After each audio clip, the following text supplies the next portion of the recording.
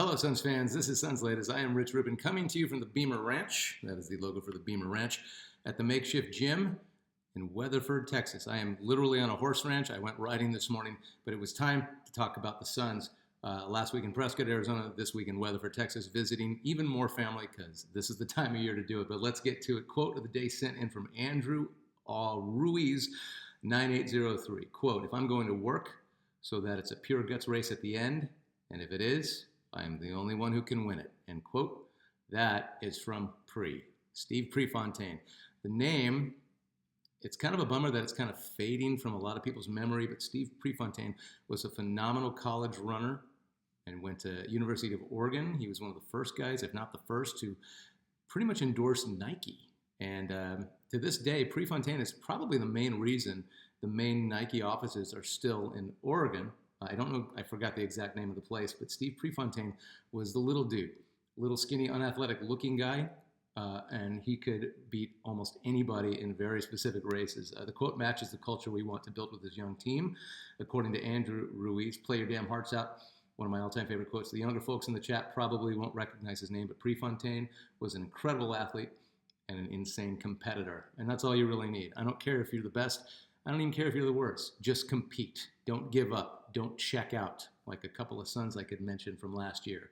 He also was one of the first athletes to race in shoes that later became known as Nike. Yeah, the waffle bottoms. I totally remember that. So yeah, Steve Prefontaine. He's had 2 movies made about him. That is how important Steve Prefontaine was, not only to running, but to Nike and branding, and just a very special athlete who just in his own head was the best. So thank you for your quotes. I appreciate you sending in quotes in your comments. Anytime you want to send me a quote, specifically a sports quote, if I can get to it, I will read it during Suns Latest. All right, a couple of new Suns on the dock. Suns signed Damian Baugh and David Duke Jr. to a pair of Exhibit 10 contracts. What I like about this is I never heard of these guys until yesterday when I was like, who? But this is important stuff. Baugh and Duke will go to camp on non-guaranteed Exhibit 10s, which allows them to catch on with the Valley Suns of the G League after preseason, which I have a feeling that's exactly why the Suns put these guys on there. If you haven't heard of these guys, don't feel like you're missing out.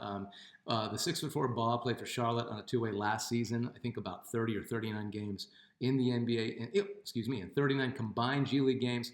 6'4" guard averaged 12.7, 5.8, 7.9 assists. This is G League, and 1.6 steals. The 6'4" Duke spent the last 2 years on 2 ways with the Spurs, and I don't think he played in the NBA. Baugh played a couple of games where it was at least on the bench. In 42 games with the Austin Spurs of the G League, 17 points, about 6 rebounds, 3.9 assists, and 1.5 steals per game. So these are G League guys. Remember, the Exhibit 9, if you don't make the team after the preseason, you become a free agent. With the Exhibit 10s, the whole point of the Exhibit 10 is to get on that G League, but do some preseason with the team for the time being. So those are the new Suns, and I thought we'd catch up with the former Suns, and hopefully this is the last time we ever have to talk about these guys. But former Suns forward, 24-year-old Jalen Bridges, the most recent guy who to sign with another team, is going to be with the Celtics and compete for a 2-way contract for a spot in training camp. Bridges was a 2-way for us last year, saw action in about 8 games. Really, he's a forward and a shooting guard, maybe in and out, but impossible to crack last year's rotation. The rest of the former Suns, let's do this. All right, Cody Martin is a free agent, and I thought of all the guys that I'm going to talk about, the Suns should have found a way to keep him. I didn't get to see him enough, but I liked his hustle. I liked his toughness near the end of the season. Yes, a lot of guys near the end of the season who get a little bit more minutes, they seem to go harder. Like Jordan Goodwin did that with the Lakers last year because they're finally getting a look. It could be garbage time. It could be, the game is either won or the game is either lost. And these guys get in and they show what they can do. But I kind of thought Cody Martin could be at least a hustle and a tough D guy that we could use. I'm kind of bummed that he's not with us anymore. Monty Morris, free agent, he's now a free agent, veteran point guard. He was used really sparingly last year. Once again, let's blame Coach B. I got no problem putting a lot of blame on Coach B, who lost the team even before the All-Star break. No one has snatched him up, so I'm guessing, even though he didn't really get a shot, and he was there for insurance and backup, cutting him loose was the right move. And it's hard to say that about a veteran point guard now, but I have a feeling Coach Ott and the rest of the staff, they want to see what they got with the young guys, and they're going to work with that. Bull. This one's always tough He is now a free agent, and no one has picked him up. Same old story, looks all world in flashes, then disappears. Absolutely checks out of games. It's a shame. He's an athletic freak. Just can't seem to focus. Last year might have been his last shot to catch up with an NBA team. He's made a ton of money. He could probably, he might be fine just jumping from G League to NBA on two ways. That might be his career. He doesn't seem to care. And you can't teach that. You can't coach that. Josh Okogie, another guy that I really like, signed as a free agent with the Rockets. I loved Okogie's hustle. I loved his defense. And I always thought, even though he was listed at 6'4", Okogie looked shorter than that, like significantly shorter than 6'4". So I never understood it, but he's a shooting guard, and his field goal percentage wasn't that great, although he seemed to be able to hit a clutch three. Seemed to be able to hit threes when you need it. Not an instinctual point guard either. So if he was legit 6'6", move him to small forward, he'd be a really good 3-and-D guy because phenomenal defender, one of the best defenders I've seen on the Suns in a long time. I'm still happy that Okogie's in the league and that people still see his value because I always saw it. Ty Washington Jr., free agent with the Clippers. I have absolutely no memory of Ty Washington Jr. Sorry, I just don't remember him. Damian Lee, we mentioned on the last Suns latest, I think, playing overseas for Ironi Ziona, Israeli league. Vasa Mitchik, playing overseas for Hapoel Tel Aviv. Kevin Durant traded Houston. Bradley Beal, who cares? Jusuf Nurkic. Nurk is going to be on the Jazz this year, and by next year he'll be on another team. Tyus Jones, free agent with the Magic. 1 year with the Suns. He looked great to start the season. Man, it looked really good with him and Booker and KD. It looked. Oh my God! Look at these four guys just flowing together and getting off to 8-1, 9-1. And it didn't happen. He just became a chucker for us, and that sucked. And it was really weird. But I don't think he's a starting point guard. And I think he proved that when you can't be an effective point guard when you have Kevin Durant and Devin Booker, just get him the ball. And he couldn't even do that. So I think we might have overestimated what Tyus Jones was going to bring to the team. I think he's a career backup point guard. And I think he proved that he wasn't a starter. And finally, Mason Plumlee, journeyman guy. I think we had Miles Plumlee on our team, his brother, for a little bit. Now a free agent with the Hornets. So those are the former Suns. And now you know about the new Suns. And let us get to the comments at MAA-GF5IT. Okay, that's a handle. Ryan Dunn and Oso already have more leadership skills than Booker or KD ever will. Suns went deep in the playoffs because they had a true leader in CP3. If I was the GM, I'd trade Booker or Jalen Green for Kobe White. Then you'd have a more balanced backcourt. Booker and Green are just another bad version of Booker and Beal. Okay. Interesting, but no one in the right mind in the league would trade Booker or Green straight up for Kobe White. Definitely not Booker for Kobe White straight up. Let me take that back. No one would trade Booker straight up for Kobe White. Definitely not both of them. I might trade Jalen Green for Kobe White. The only reason is Kobe White could come in and actually facilitate and help out right away. And he's proven. Jalen Green is still, but Dunn and Oso haven't proven themselves as leaders yet. Dunn needs to improve his overall shooting percentage, his three-point percentage, his free throw percentage. He's going to lose his starting job if those don't improve, regardless of how good a team player is and how good he is defensively. So if you can't play, you can't lead. And he's too young to be, the spiritual or the locker room guy. So no, Dunn is not a better leader than Booker. Oso hasn't proven anything as highly as I've spoken about him, as good as he looked in Summer League. Neither of them are better leaders than Booker. And this is the one time that I will say Booker, just by showing up and being Booker, is a better leader than those guys. You're absolutely wrong on that. But you, me, and the Suns have no idea how Booker and Green are going to work together. And like you, I have my doubts. But for now, we need to see what we have, because that's all we got. Green has been consistent in his attitude. And and all of his interviews are saying, you're going to be surprised. He has not wavered on that once. He has been nothing but a positive guy since he got to the Suns. I think he is looking for a chance to start anew because it didn't work out with the Rockets. Let's see. Stumpy12. Wish Suns would have shipped KD out sooner than later. It's a business after all, and Durant was not effectively contributing to our win column. It would have been weird to ship out Durant after a year and a half.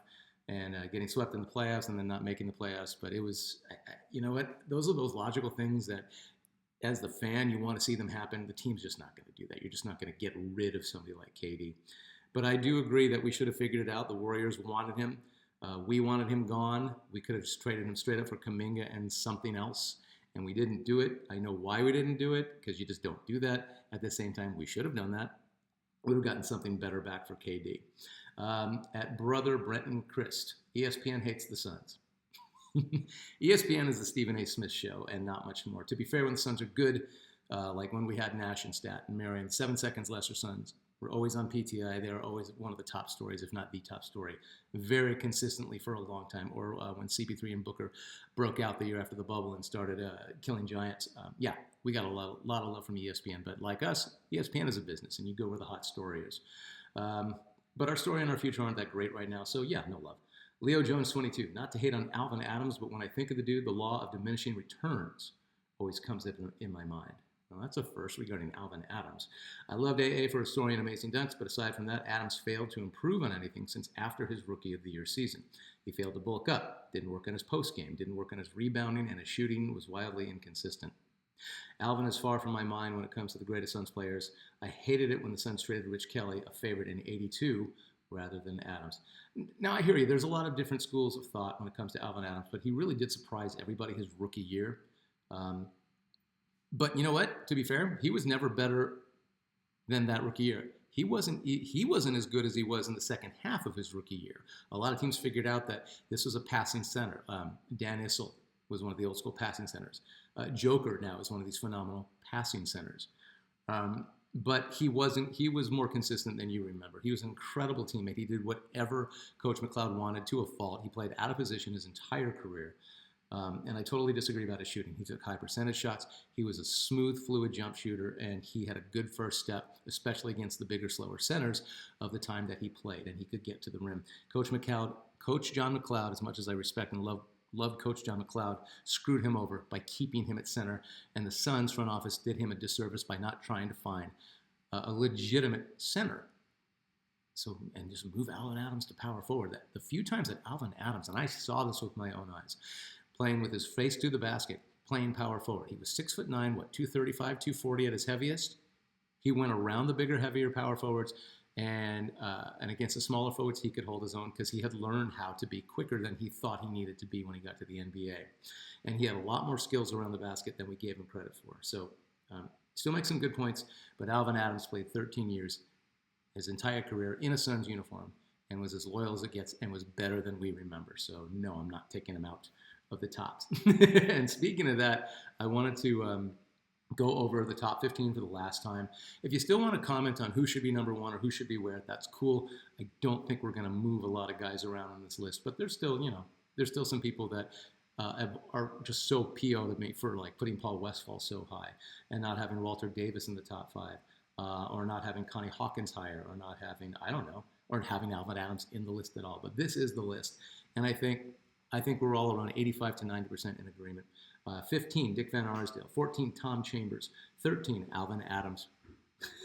12, Sean Marion. 11, Jason Kidd. 10, Connie Hawkins. 9, Chris Paul. 8, Dan Marley. 7, Amari Stoudemire. 6, Walter Davis. 5, KJ. 4, Booker. 3, Westphal. 2, Barkley. And number 1, Steve Nash. And there's been some back and forth between Barkley and Nash, but it kind of came down to they were both ultra amazing basketball players. Nash simply had, by the end of his time with the Suns, pretty much the same impact. Not as intense as when he first got there, but also played a lot longer and a lot more consistent. And even right before Nash became a free agent and went to the Lakers, we almost made the finals again. Really, really close. I know, no cigar. But hey, that's the way it goes. I did want to talk about some guys that deserve honorable mention. We constantly talked about Jeff Hornacek. When Marion and Adams were tied for the 13th spot, Hornacek might have slipped into 15, but I didn't think it was a good idea to have a tie for the top 15. Pick a top 15. But Jeff Hornacek, definitely honorable mention for greatest Suns of all time. Barbosa, our sixth man of the year, the Brazilian blur, was absolutely phenomenal for us. And he came back and he played for us again, like Marley did and Westphal did. And I always love it when a player does that. Paul Silas in the early years, the prototypical defensive rebounding power forward who went to the Celtics and ruined us another chance of getting a title. Larry Nance is another honorable mention. Slam dunk champ, kind of took us out of the doldrums. And even though he got traded. He got traded for KJ and Mark West and Ty Corbin and a draft pick that became Dan Marley. And I always think that's interesting to bring up when you have a great player who, he got traded. He didn't sacrifice anything, but because of him, we got an amazing haul. So stuff like that. Charlie Scott is another one of our first real superstars. Trying to think that Gail Goodrich could even be an honorable mention. Who do you think would be an honorable mention? Or just top 20? But let's just keep it at 15. But honorable mention is a really, really nice place to be. And all those guys absolutely deserve it. All right. This has been Sun's Latest from Weatherford, Texas at the Beamer Ranch. I really appreciate you watching. Keep signing up. Please keep commenting, and we'll do it again soon.